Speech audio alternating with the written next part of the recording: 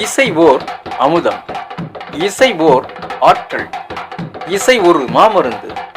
இசை மனித இதயத்தை தாளாட்டுவது. இசையால் இணைவோம்.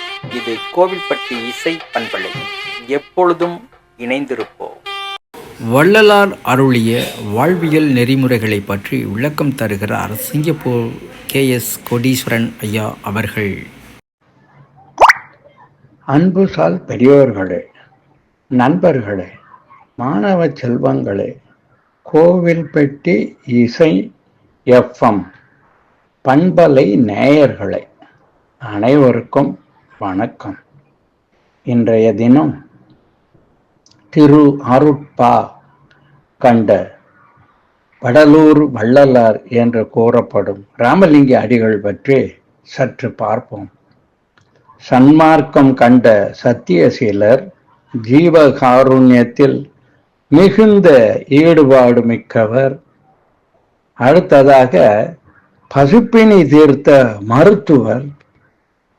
இவரது காலம், இவர் பிறந்த காலம் 1823 அக்டோபர் 5. இவர் மண்ணுலகில் பிறந்தார். ஆனால் மண் உலகில் அவர் நம்மை விட்டு நம் கண்களிலிருந்து மட்டுமே மறைந்தார். ஆம், இவர் சித்தி அடைந்தார். சித்தி அடைந்த நாள் 30/1/1874.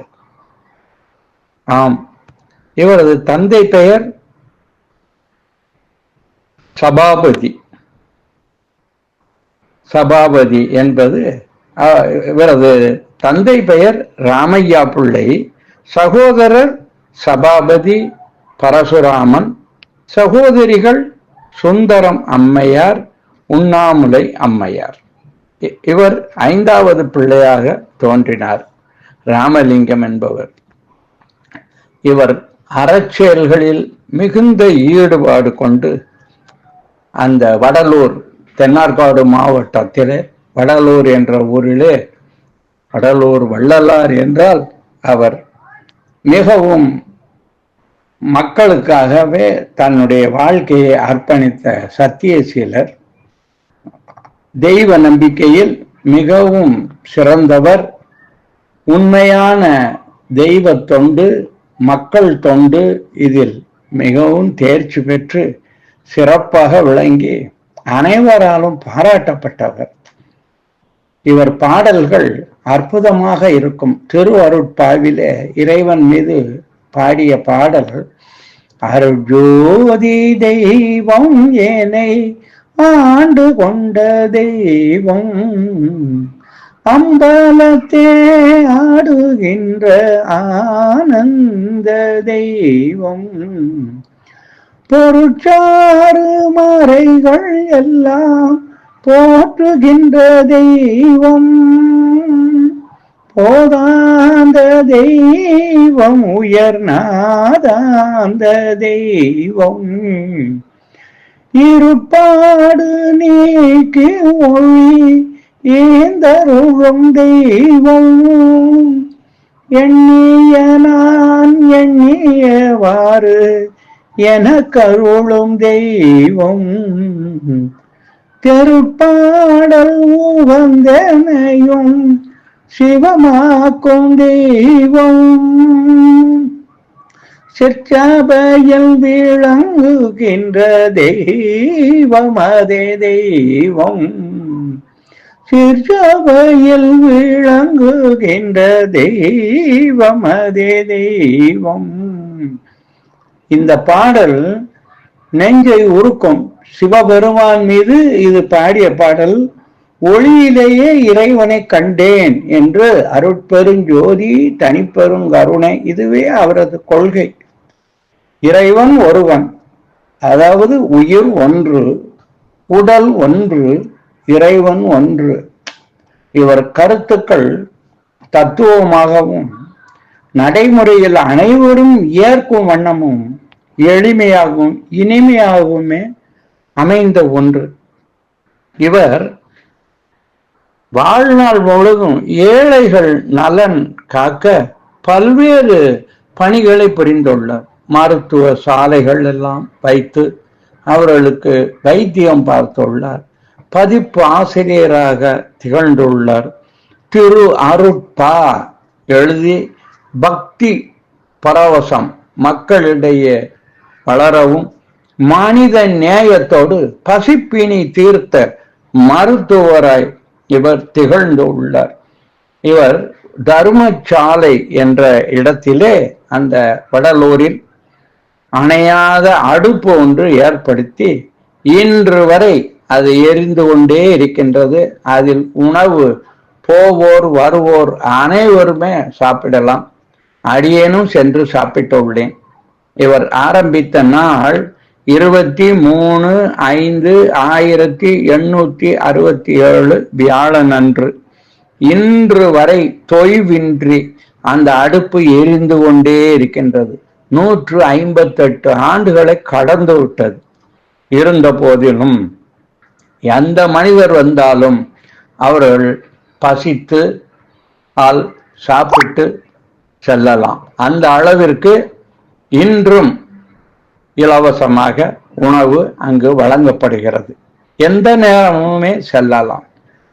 இவர் மக்களுடைய துயரத்தை கண்டு மட்டுமில்ல, வாடிய பயிரை கண்டபோது கூட நான் வாடி நின்றேன் என்று படிக்கிறார். வாடிய வயிறை கண்ட போதெல்லாம் வாடினேன், பசியினால் இழைத்தே வீடு தோர் அறிந்தும் பசியராது அயர்ந்த வெற்றரை கண்டு உள்ளம் பதைத்தேன், நீடிய பிணியால் வருந்துகின்றோர் என் நேர் உற கண்டு உளம் துடித்தேன், ஏழைகளாய் நெஞ்சில் இழைத்தவர் தமை கண்டே இழைத்தேன், ஈடின் மாணிகளாய் ஏழைகளாய் நெஞ்சின் உழைத்தவர் தமை கண்டே இழைத்தேன் என்று மனம் மிகவும் நொந்து போய் கூறுகின்றார். அதாவது நோயுற்றவர்களையும் நான் அன்றாடம் பார்த்து வேதனைப்படுகிறேன், பசியால் துடிப்பவரையும் பார்த்து வேதனைப்படுகிறேன், மிகுந்த மான உணர்வோடு வறுமையிலையும் செம்மையாக இருப்பவர்களையும் நான் கண்டுள்ளேன் என்று தன்னுடைய இந்த பாடலிலே அற்புதமாக மக்களுடைய நிலையை, அன்றைய நிலையை அப்படியே எழுதியுள்ளார். வயிற்றுக்கு சோறிட வேண்டும், இங்கு வாழும் உயிர்க்கெல்லாம் என்று பாரதி கூறினானே, இதை இவர் அமல்படுத்தினார். எவரிடையும் தன்னுடைய மக்களை அணுகி மக்கள் மூலமே அனைத்தையும் பெற்று மக்களுக்காகவே வழங்கியவர். இவர் திருமணம் செய்துமே தன்னுடைய சொந்த சகோதரி மகளை வேண்டா வெறுப்பாகத்தான் இவர் திருமணம் செய்ததாக இவரே கூறுகிறார். ஆனால் அவர்களது இல்லற வாழ்வு சாதாரணமான ரீதியிலேயே இருந்தது என்று அவர் தன்னுடைய பாடலிலேயே கூறியுள்ளார். விளக்கு எரித்தலை பொறுத்த அளவில் இவர் தண்ணீரிலேயே விளக்கிட்டு எரித்த ஒரு பாடல் உள்ளது. மெய் விளக்கே விளக்கு அல்லால் வேறு விளக்கு இல்லை என்றார் மேலோர், நானும் பொய் விளக்கே விளக்கு என உள் பொங்கி வழிகின்றேன், ஓர் புதுமை அன்றே. செய் விளக்கும் புகழுடைய சென்ன நகர் நண்பர்களே, செப்ப கேளீர் நெய் விளக்கே போன்று ஒரு தண்ணீர் விளக்கும் எரிந்தது சந்நிதியின் முன்னே. அதாவது கருங்குழி என்ற ஊரிலே இந்த நிகழ்வை நிகழ்த்தி உள்ளார். அதனையும் இறைவன் திருவருளால் தான் செய்துள்ளேன் என்பதைத்தான் அவர் சுட்டி காட்டியுள்ளார். எண்ணெயில் விளக்கு எரிக்காமல் தண்ணீரிலேயே விளக்கெரித்தாராம். அதுதான் இந்த பாடலினுடைய கருத்தாகும். வள்ளலார் வாழ்ந்த காலத்திலே அருட்பா மருட்பா என்று அப்பொழுதே அவர் நூல் இயற்றிய போது ஆறுமுக நாவலர் என்பவர் வழக்கு தொடுத்தார். அது அந்த கோர்ட்டிலே வந்தபோது இவருக்குத்தான் சாதகமாக தீர்ப்பு கிடைத்தது. வடலூர் வள்ளலார் ராமலிங்க அடிகளுக்காக. இவர் தன் வாழ்நாள் முழுவதுமே கொலை புலை தவிர்த்தவர் மட்டுமே தன்னுடைய ஆலயத்திற்குள் சித்தி வளாகத்திற்குள் வருவதற்காக அங்கு ஒரு பதாதையே வைத்துள்ளார்கள். அதாவது அங்கு செல்வோர் இதை எதுவும் அருந்தக்கூடாது. மது மாமிசம் போன்றவற்றை உண்பவர்கள் யாருமே வடலூர் வள்ளலாரனுடைய சீடர்களாக இருப்பதற்கு சற்றும் தகுதி இல்லை என்பது இதனுடைய உட்கருத்து. இவர் திருவாசகத்திற்கும் உரை எழுதியுள்ளார். வான்கலந்த மாணிக்க வாசகா நின் திருவாசகத்தை யான் பாடுங்கார் நற்கருப்பஞ்சாற்றினிலே தென் கலந்து பால் கலந்து செழுங்கனி தீஞ்சுவை கலந்து என் ஊன் கலந்து உயிர் கலந்து ஓட்டாமல் இனிப்பதுவே என்று திருவாசகத்தினுடைய பெருமையை சிறப்பாக கூறியுள்ளார். வடலூர் வள்ளலார் மனிதருள் மாணிக்கம் என்று கூறினால் மிகையல்ல. அவர் மனுநீதி சோழனை குறித்து கூட எழுதியுள்ளார். மனுநீதி சோழன் மகன் பெயர் வீதி விடங்கன். அவன் தெருவில் செல்லும் பொழுது தேரில் செல்லும் பொழுது ஒரு பசும் கன்று ஓடி வந்து அவன் தேரில் விழுந்து அந்த சக்கரத்தில் மாட்டி அது இறந்து விட்டது.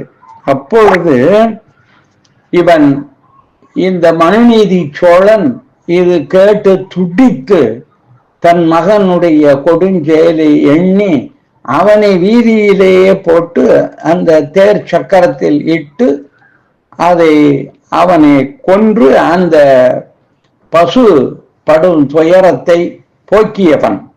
அப்பேற்பட்ட அந்த மன்னன் அந்த மகனை பறிகொடுத்த போது புலம்பினானாம். 43 வகையான பாவங்களை கூறி இதை நான் இந்த பிறவியில் எதுவும் செய்யவே இல்லையே, சென்ற பிறவியில் முற்பிறவியில் செய்தேனோ, நல்லவர்களை தண்டித்தேனோ, சாலையை மறித்தேனோ, இல்லை நான் கற்பை யாரையும் இழக்கச் செய்தேனோ, அல்லது என்னுடைய காவல் புரிவதில் தவறு செய்தேனோ, இவ்வாறாக பல்வேறு வழியில் உறவுகளின் வரியை குடிமக்களுக்கு உயர்த்தினேனோ, சாலையை மறிச்சேனோ என்று 43 வகையான பாவங்களை கூறுகிறார். இன்று உலகத்திலே 430 பாவங்களுக்கு மேல் சென்று கொண்டிருக்கிறது. அது ஒரு தனி கதை. எனவே இவ்வாறு தன்னை சுருக்கி மக்களை வாழ்வை பெருக்கி பிறருக்காக வாழ்ந்த உத்தம சீலர்களில் இவர் ஒரு தன்மையாளர், தகமையாளர். இவர் அண்ணல் காந்தியடிகள் போன்றே இவர் மறைந்த நாளும் 30/1/1774 ஆகும். இவரும் வெள்ளிக்கிழமைதான் மறைந்தார். அண்ணலும் வெள்ளி என்றுதான் மறைந்தார். அவர் ஒரு அகிம்சா மூர்த்தி. இவர் ஒரு சன்மார்க்க சீலர். எனவே இந்த வடலூர் வள்ளலார் ராமலிங்க அடிகளை நாம் எப்பொழுதும் எண்ணி வணங்கினால் நன்மையே கிட்டும். யாருக்காவது வாய்ப்பு கிடைக்கும் பொழுது அங்கு அந்த வடலூர் சென்று வரலாம். நெய்வேலியில் இருந்து மிக அருகாமையில் உள்ளது. நன்றி, வணக்கம். வாழ்க வடலூர் வள்ளலார் புகழ். இதுவரை நீங்கள் வள்ளலார் காட்டிய வாழ்வியல் நெறிமுறைகளை பற்றி விளக்கம் அளித்தார் சிங்கப்பூர் KS கோடீஸ்வரன் ஐயா அவர்கள். இசை உறவுகளின் உன்னதம். இசை உரையா செல்வம். இசை சந்தோஷத்தில் உச்சம். இசையால் இணைவோம். கோவில்பட்டி இசை பண்பலை. இப்போதும் இணைந்திருங்கள்.